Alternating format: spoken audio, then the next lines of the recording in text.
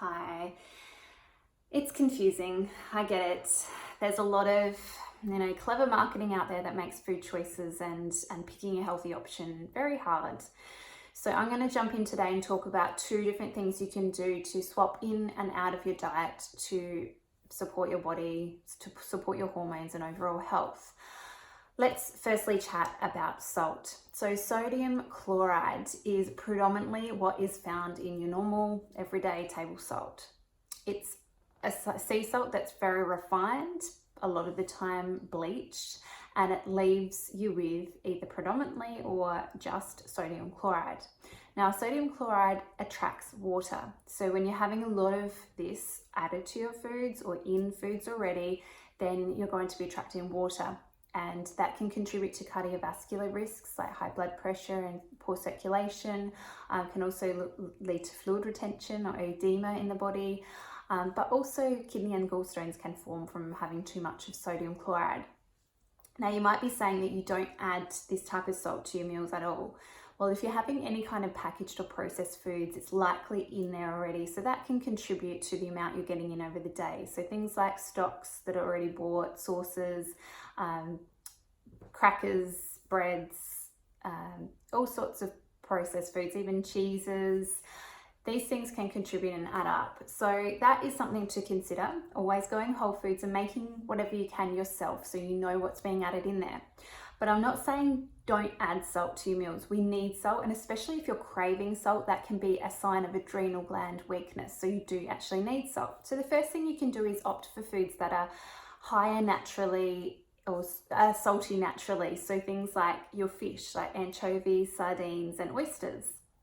You can bring seaweeds into your day. So you can jump across and read more about seaweeds in another post, but they're very nourishing because they've got the array of minerals in the sea, plus you've got your iodine in there.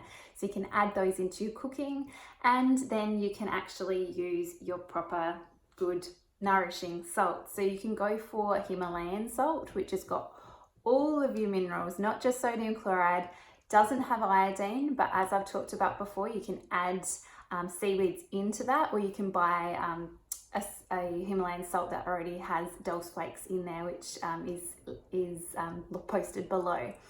So you can go for that. Celtic sea salt, Peruvian pink salt. These are all healthy options that you can use as salts to add into your own cooking. And like I said, it's important to get salt, but that way you're not just having sodium chloride all at once. So there's some healthier ways that you can bring salt into your diet and get out just that straight, bleached, unrefined salt that's high in sodium chloride. Okay, so let's talk about spreads. This is something that I'm hugely passionate about because this is one of the main things that a lot of people get wrong. And surprisingly, because I'll check fridges when I go to friends' houses or family's houses, and these products are still in there because they've been tricked. Okay, so spreads, let's talk about that. Now, you're probably aware of trans fats by now. They're not good. And you're probably aware that margarine is not good for you, but there's new words being used instead of margarine now. It's vegetable spreads or a butter, spreadable butter, or things like this that make it really confusing. So let's chat about that. Now, when you're thinking of, pretend you're looking at a tub of margarine or Nutella or whatever it is that you might be using, you're looking at it. It's spreadable, right? And it's a yellow, bright yellow or whitish sort of color that's quite appealing. Now just think about it. What actually is that made up of? It's made up of runny oils. So it might be olive oil, it might be sunflower oil, whatever they've marketed as being the healthy oil. It's runny. To get it into that spreadable form as an actual spread that's hard, not runny, then it needs to go through a process, a refining process. So what they do is they take the oil, the runny oil. Now they might be marketing it as olive oil blend, but it's probably got this much olive oil and this much refined rancid sunflower oil. So firstly, it's a poor quality type of oil they're using. And when they're talking about the health impacts of this end product, they're actually looking at that, that olive oil or that whatever oil they're adding in there at the start. They're talking about a good high quality oil there, not their end product. So anyway, they're taking a poor quality oil at the start, so that's not great. It's probably already rancid and had a lot of air exposure and heat and all of that. And then they have to actually put it through a process called hydrogenation, which is heat and pressure, pumps hydrogen ions through into the oil, which makes it spreadable, because it's not naturally spreadable, it's runny. So then it's spreadable, but that process creates trans fats. Now, trans fats is a type of fat our body does not recognize, and we know it creates inflammation in the body. And inflammation is the core of most disease in the body. So we don't want that happening. And I'll let you do your research on what exactly trans fats can do, but they're not good.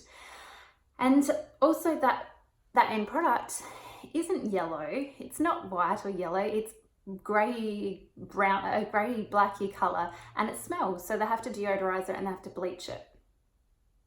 So just think about that for a second. Do you really want to eat that? If you put it outside, the insects won't even touch it. So do not be fooled by, buying a spreadable butter that has some of that oil added through it, and or a margarine, whatever it is that you're buying, because the ad tells you to. Don't touch it. Let's look at how nature intended us to have fats or oils. Olive oil, use it runny. Use butter, 100% pure grass-fed butter. Use coconut oil, use your nut butters, make up a tahini or a pesto from whole foods. Okay, so do not be fooled by this one. If you think you have a butter in your fridge and it's in a tub, look at the ingredients. If there's any kind of vegetable oil or olive oil in there, it's been put through that process still, and there's going to be some trans fats in there. So please stay away from those and go with what nature intended, all of those oils and fats, how they are in a natural state. So I hope that has given you a bit of information about 2 things that you can do to swap in something healthier, swap out something not so great for you and your loved ones. I'd love to know, have you been tricked by either of these 2 or something else by clever food marketing? Let me know below.